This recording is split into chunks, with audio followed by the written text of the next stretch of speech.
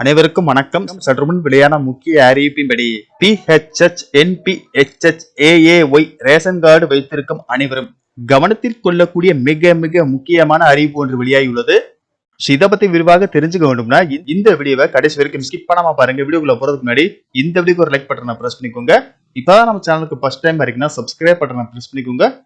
கூடவே bell icon பட்டனையும் press பண்ணிக்கோங்க. வாங்க வீடியோக்குள்ள போகலாம். ரேஷன் கார்டு வைத்திருக்கும் அனைவரும் கவனத்தில் கொள்ளக்கூடிய மிக மிக முக்கியமான அறிவிப்பு ஒன்று வெளியாகியுள்ளது.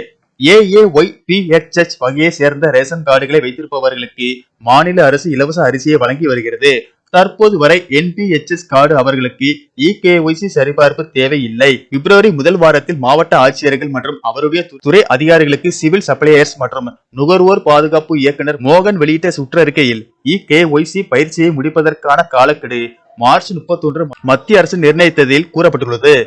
அதைத் தொடர்ந்து சமீப காலமாக நியாய விலைக் கடை ஊழியர்கள் விடுபட்ட பயனாளிகளை தொலைபேசியில் தொடர்பு கொண்டு கடைகளுக்கு சென்று செயல்முறைகளை முடிக்குமாறு கேட்டுக்கொள்கின்றனர். புதுப்பிக்கப்படுவது ஏன்? தேசிய உணவு பாதுகாப்பு உறுதி சட்டத்தின் கீழ் நாடு முழுவதும் ஏராளமானவர்கள் இலவச ரேஷன் பொருட்களை வாங்கி வருகிறார்கள்.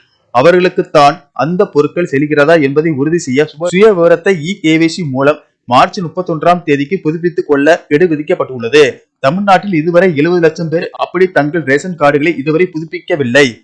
இதனால் அந்த ரேஷன் கார்டுகள் ரத்து செய்யப்படும் வாய்ப்பு உள்ளது. அதை தவிர்ப்பதற்கு அவர்கள் மீண்டும் தங்கள் ரேஷன் கார்டுகளை புதுப்பித்துக் கொள்ள வருகிற மார்ச் 31ஆம் தேதி வரை மத்திய அரசு வாய்ப்பளித்துள்ளது. இதுவரை புதுப்பித்துக் கொள்ளாதவர்கள் அதற்காக என்ன செய்ய வேண்டும்? உங்கள் மாநில வாரியாக அதிகாரப்பூர்வ ரேஷன் கார்டு அல்லது பொது விநியோக அமைப்பு PDS போர்ட்டலுக்கு செல்லவும். உங்கள் பதிவு செய்யப்பட்ட கோர்சி டென்சியல் கணக்கை பயன்படுத்தி உள் நுழையவும் அல்லது உங்கள் மொபைல் எண்ணில் அல்லது மின்னஞ்சல் ID போன்ற எப்படி விவரங்களை வழங்குவதன் மூலம் ஒரு கணக்கை உருவாக்கவும். முகப்பு பக்கத்தில் ரேஷன் கார்டு சேவைகள் அளவு விவரங்களை புதுப்பித்தல் பிரிவில் பொதுவாக காணப்படும் EKYC பிரிவுக்கு செல்லவும்.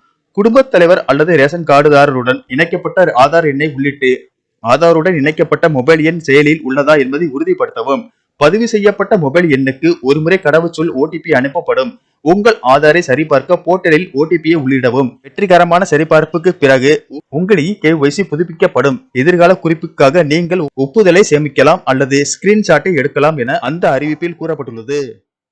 நன்றி.